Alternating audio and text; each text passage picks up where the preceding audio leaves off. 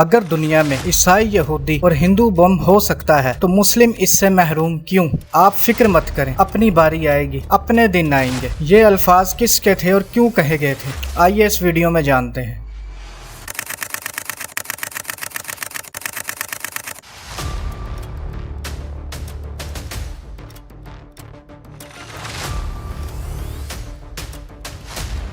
6 August 1945 U S A نے Hiroshima پر atomic بم گرایا اور ایک ایسی آرمی کو گھٹنے ٹیکنے پر مجبور کر دیا جس نے تاریخ میں کبھی سرنڈر نہیں کیا تھا۔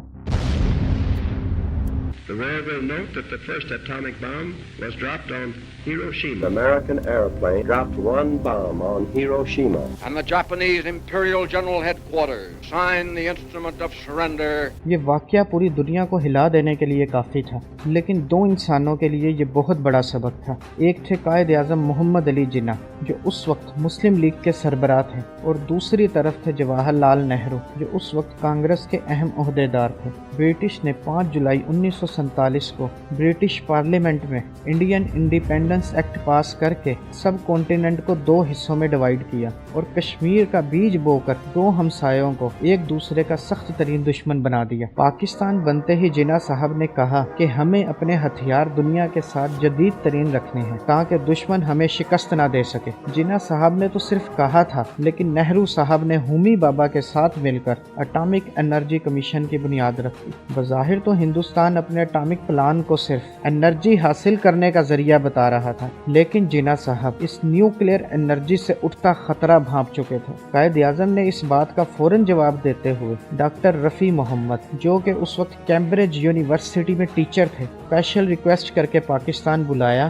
اور گورنمنٹ کالج لاہور میں ہائی لیول لیبارٹری کا افتتاح کر کے نیوکلیئر سائنس کی بنیاد رکھ دی۔ جن لوگوں نے بعد میں اٹامک بم بنانے میں اہم کردار ادا کیا وہ اسی لیبارٹری کے اسٹوڈنٹ تھے، جن کا ذکر ہم آگے کریں گے۔ 1954 میں Indian prime minister Jawahar Lal Nehru ایک مشہور سائنٹسٹ نیلز بوہر سے ملنے کوپن ہیگن گئے اور اٹامک ری ایکٹر حاصل کر لائے تو پاکستان نے نذیر احمد کی سربراہی میں 1955 میں آٹم فار پیس کے نام سے ایک کمیٹی قائم کر دی۔ اس کمیٹی نے مشورے کے بعد 1956 میں اٹامک انرجی کونسل قائم کر دیا۔ اس کمیشن کو پاور ری ایکٹر ہاؤس یعنی ایٹمی بجلی گھر بنانے کا کام سونپ دیا گیا۔ 1956 وقت نے بازی پلٹی اور ملک کی سرحد کے رکھوالے ایوانوں میں آ بیٹھے۔ دسمبر کی ایک سرد شام میں ایک جوشیلے نوجوان نے پارلیمنٹ میں جوشیلے انداز سے کہا کہ اگر دنیا میں عیسائی، یہودی اور ہندو بوم ہو سکتا ہے تو پاکستان بوم کیوں نہیں؟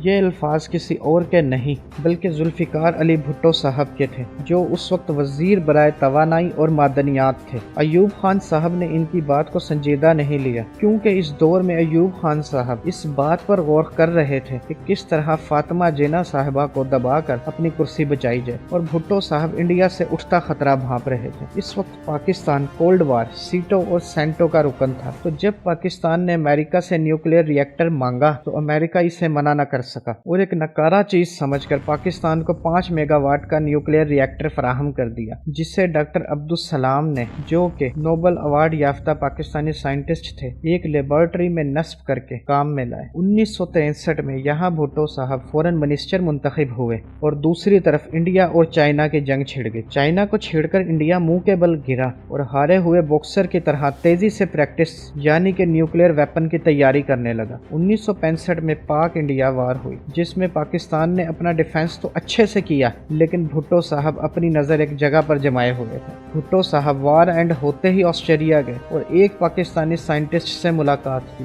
جو اس وقت IAEA یعنی انٹرنیشنل اٹامک انرجی ایجنسی میں بطور سینئر آفیسر کام کر رہے تھے۔ بھٹو صاحب نے منیر احمد صاحب کو پاکستان آنے کی درخواست کی اور پاکستان کے لیے اٹامک بم بنانے کا کہا۔ یہ نیوز سنتے ہی منیر صاحب ایسے خوش ہوئے جیسے وہ اسی کام کے لیے ریڈی تھے۔ بھٹو صاحب نے بہت مشکل سے ان کی میٹنگ ایوب خان کے ساتھ ارینج کروائی، لیکن منیر صاحب ایوب خان کو اٹامک بم پر قائل نہ کر سکے اور اداس ہو کر جانے لگے، جس کے بعد تنہائی میں بھٹو صاحب نے منیر خان کو دلاسا دیتے ہوئے کہا، آپ فکر مت کریں، اپنی باری آئے گی، اپنے بھی دن آئیں گے۔ اس کے بعد بھٹو صاحب کے دن کیسے آئے؟ کس نے بھٹو صاحب کو سبق سکھانے کا وعدہ کیا اور اس وعدے پر پورا بھی اترا؟ کون تھا وہ سیکرٹ ہیرو جو اس کہانی میں انٹر ہوا، جس نے اس نیوکلیئر ہاؤس کو ایک نئی زندگی دی؟ اس کا ذکر ہم اپنی نیکسٹ ایپیسوڈز میں کریں گے، جس کے لیے آپ ہمارا چینل سبسکرائب کر کے ہماری فیملی کا حصہ بنیں۔